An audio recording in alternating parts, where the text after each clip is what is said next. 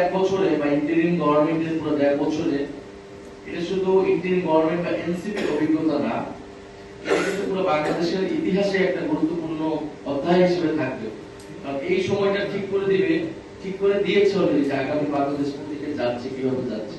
নির্বাচন আমাদের একটা বড় অভিজ্ঞতা, জুলাই পদযাত্রা আমাদের একটা বড় অভিজ্ঞতা। এই অভিজ্ঞতা নিয়ে আলাদা আলাদা বই হওয়া সম্ভব, লিটারেচার হওয়া সম্ভব। এবং আমি দেখেছি যে বাংলাদেশের থেকে বাংলাদেশের বাইরে যারা আন্তর্জাতিক পর্যায়ে মিডিয়া বা গবেষক তাদের আগ্রহ অনেক বেশি আমাদের দেশের সাহিত্যিক গবেষকদের থেকে আমাদেরকে নিয়ে, মানে এনসিপি বা জুলাই গণঅভ্যুত্থান আন্দোলন নেতৃত্বদের নিয়ে বাইরে থেকে এসে প্রচুর ডকুমেন্টারি করে, এরকম পরিচালকরা প্রচুর এসেছেন, ডকুমেন্টারি করেছে, অনেক ইন্টারভিউ নিয়েছেন।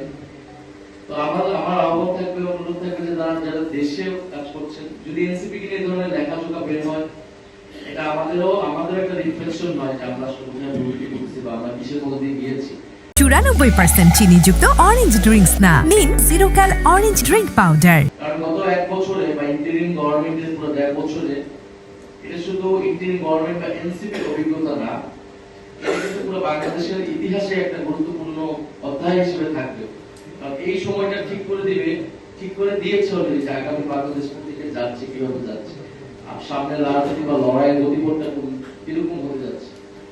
তো সেই জায়গা থেকে এই ধরনের বই প্রকাশনে আমাদের জায়গা থেকে, আমরা পার্টির জায়গা থেকে চেষ্টা করবো আরো, কিন্তু পার্টির জায়গা থেকে সেটা অবশ্যই পার্টিজান একটা রূপ থাকে তার, সেটা পার্টির জায়গা থেকে করা হয়। তো নিরপেক্ষ জায়গা থেকে যারা বাইরে থেকে আমাদেরকে দেখছে, তারা যদি এই ধরনের উদ্যোগগুলো নেয়, বিশেষত এনসিপি কে বা এর আগে জুলাই গণঅভ্যুত্থান নিয়ে আমাদের আরো বেশি বই লেখা উচিত।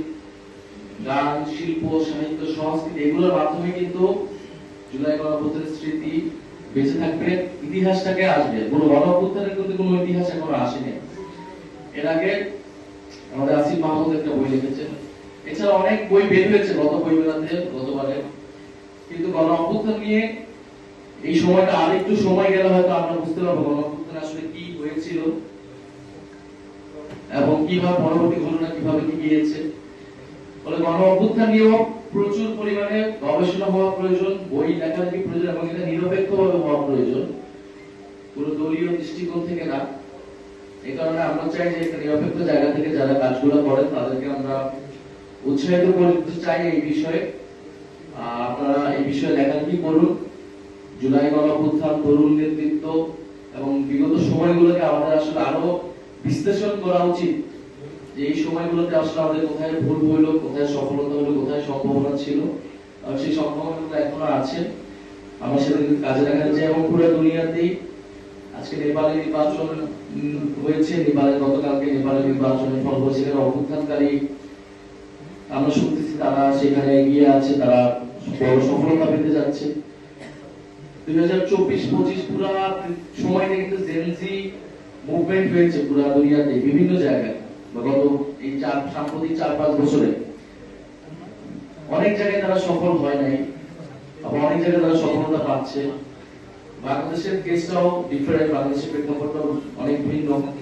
নেপালে থেকেও বাংলাদেশের দীর্ঘ 16 বছরের ফ্যাসিবাদ ছিল। নেপালে একটা অস্থিরতার সময় বিভিন্ন আন্দোলন এবং ঘটনার মধ্যে দিয়ে নেপাল যাচ্ছে। বাংলাদেশেও সামনে এরকম হওয়ার সম্ভাবনা আছে যদি অর্থনৈতিক যে নিরাপত্তা, বৈষম্যহীনতা, গণতান্ত্রিক সংস্কার এগুলো যদি নিশ্চিত না হয়, বাংলাদেশের তরুণরা কিন্তু বারবার রাস্তায় নামবে।